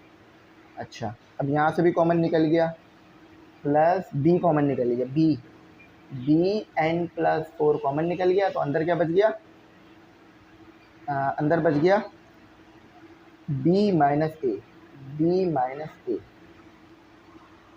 ठीक है, ये कोई मसला, कोई परेशानी नहीं, इक्वल टू 0। ठीक है, इक्वल टू 0। अच्छा, यहाँ इक्वल टू 0, क्योंकि हम सब कुछ उस तरफ ले आए थे तो फिर वहाँ 0 बच गया ना, वहाँ कुछ नहीं रहा। अब देखो, आपके पास एक चीज़ मसला कर रही है, अगर मैं इससे माइनस कॉमन निकाल लूँ तो an+4 an-b माइनस, मैंने इससे माइनस कॉमन निकाल लिया बाहर। ठीक है, तो यहाँ माइनस आ गया आपके पास, और bn+4। अब जब आप माइनस कॉमन निकालते हो तो ये सबकी साइन तब्दील हो जाती हैं। ये क्या हो गया आपके पास, प्लस का a, तो पहले लिख दिया, b प्लस था तो अब माइनस का b हो गया, और इक्वल टू 0। तो ज़रा इस माइनस को सॉल्व कर दो, n+4 an-b minus bn+4 an-b। ठीक है, देखो यहाँ भी a-b है, यहाँ भी a-b है, इन दोनों को भी कॉमन निकाल दो, इन दोनों को भी कॉमन निकालो। देखो इधर भी आ रहा है, इधर भी आ रहा है, ये भी दोबारा कॉमन आ जाएगा, और बच गया अंदर a। कॉमन निकालना है, ये भी ठीक है, चाहो तो इनको माइनस कर लो, ये भी ठीक है, लेकिन चलो कॉमन निकाल लो, ज़्यादा बेटर हो जाएगा। ठीक है, तो a-b बाहर आ गया, an+4 minus bn+4 equal to 0। ये यहाँ क्या हो रहा है, मल्टीप्लाई, वहाँ जाके डिवाइड हो जाएगा, 0 से डिवाइड हो गया, ख़त्म हो जाएगा। तो बस बच गया an+4 minus bn+4 equal to 0। ठीक है, अच्छा, अब देखो ये यहाँ माइनस का है, वहाँ जाके प्लस का हो जाएगा, an+4 equal to b n+4। जब भी तो ये क्वेश्चन इतना ज़्यादा मोस्ट इंपॉर्टेंट है क्योंकि इसमें इतना सब कुछ होता है। अच्छा, अब ये क्या है, देखो यहाँ पर आपको पता है 1 है, ठीक है, यहाँ पर आपके पास 1 है, क्योंकि मैं देखो एक बात याद रखना कि आपके पास है ना 2 = 2 है ना, आप 2 को इधर ला रहे हो तो 2 = 2 कैंसिल होकर आपके पास आ जाता है 1, है ना, तो यानी यहाँ पर आपके पास 1 होता है, यहाँ पर आपके पास 1 होता है, तो 2 / 2 = 1, तो ये 2 से 2 कैंसिल हो गया तो 1 = 1 आता है। समझ गए ना ये बात याद होगी आपको। तो यहाँ पर आपके पास 1 हैगा, पहले आपने क्या किया, उसको वहाँ ले जाके प्लस कर लिया, अब नीचे ले जाके दोबारा डिवाइड कर दिया, a b n+4 = 1। अच्छा, मैं यहाँ पर हेयर ऐसे कर सकता हूँ कि a + b 0 ले लूँ, वो भी तो 1 के बराबर आएगा, करके चेक कर लो। 1 की पावर 0 ले लो, 2 की पावर 0, किसी भी नंबर की पावर 0 ले लो। मैंने सपोज़ किया कि मेरे पास 8 है, अच्छा मैंने उस पर कुछ डाला नहीं था, 0, देखा 1 आ रहा है, तो इसीलिए मेरे पास 1 तो था वहाँ, तो मैंने कहा a + b 0 1 आएगा, ठीक है। तो मैं यहाँ 1 की जगह क्या पुट कर दूंगा, अच्छा यहाँ से ना मैं इधर भी n+4 है, इधर भी n+4, तो n+4 कॉमन निकाल लूँगा, a/b n+4। तो ये काफ़ी टाइम ले रहा है ये सवाल, क्योंकि ये बहुत इंपॉर्टेंट सवाल है। अच्छा, 1 की जगह मैं पुट कर देता हूँ a + b 0, a + b 0, a plus देखो बेसिस अगर सेम हो, पावरें मुख्तलिफ भी हों इक्वल टू के, वो कट जाती हैं। जैसे कि a = 4 हो और a = n हो, तो a से a कट जाएगा, n = 4 आ जाएगा, यानी पावर सेम है दोनों, यानी बेस सेम है, तो बेस सेम होने की वजह से वो कट गया। मैंने 1 = a/b 0 क्यों लिया, क्योंकि ये पावर 0 है, तो ये दोनों को सॉल्व होने के बाद 1 ही बना लेगा दोबारा, तो इसलिए मैंने 1 की जगह पर a/b रख लिया। तो n + 4 = 0 आया, क्योंकि a/b से कैंसिल, n = -4 आ रहा है। इसी बात पे हर बच्चा सब्सक्राइब करेगा। ये इसका सलूशन था, और एक्यूरेट यही सलूशन बोर्ड के पेपर में आपने करना है। नहीं समझ में आया है कोई मसला नहीं है, फिर एक बार इसको रिपीट करके देख लो। मैंने देखो जो जो किया सब समझाया कि यहाँ 2 मल्टीप्लाई किया, फिर इन दोनों को मल्टीप्लाई किया, फिर a को b से, मैंने जो जो स्टेप करता गया एक एक करके समझाता गया, कोई भी स्टेप डायरेक्ट नहीं डाला आपके लिए, सारा स्टेप करके दिखाया कि यहाँ पर क्या किया मैंने, कि यहाँ पर मैंने एक a को ब्रेक कर लिया पावर से, ठीक है, उसके बाद मैंने ब्रेक इसलिए किया ताकि कॉमन निकाला जा सके, फिर मैंने a को यहाँ से कॉमन निकाल लिया, मतलब a n+4 तो a - b बच गया, यहाँ से मैंने b को कॉमन निकाल लिया, b n+4, तो यहाँ b - a बच गया, फिर मैंने a - b और b - a का माइनस कॉमन निकाला, तो ये साइन तब्दील हो गई। साइन कैसे तब्दील हुई कि ये b नेगेटिव था, b पॉजिटिव था, माइनस बाहर निकालने से नेगेटिव हो गया, और a नेगेटिव था, माइनस बाहर निकालने से पॉजिटिव। दोबारा सॉल्व कर दो कि यही चीज़ आ जाएगा, a नेगेटिव b पॉजिटिव, ठीक है। उसके बाद मैंने क्या किया, मेरे पास यहाँ आ रहा था a n+4 और b n+4, लेकिन a - b सेम आ रहा था, कॉमन निकाल लिया, a - b मान लिया गया ख़त्म, और बाकी इस तरह सॉल्व कर दिया। हर बात समझाइए, मैं उम्मीद करता हूँ किसी बच्चे को कोई प्रॉब्लम नहीं हुई होगी। इसको देखना, अच्छी तरह से समझना, ग्रुप में ज़रूर ऐड होना। जो भी सिस्टम हमारा चलता है कोचिंग का, वो ग्रुप की वजह से चलता है, तो आप लोग ग्रुप में ज़्यादा से ज़्यादा ऐड हों ताकि इस सिस्टम को चलाने में हमें मदद मिल सके। थैंक्स फॉर वॉचिंग, अल्लाह हाफिज़। अपनी कीमती दुआओं में ज़रूर याद रखें।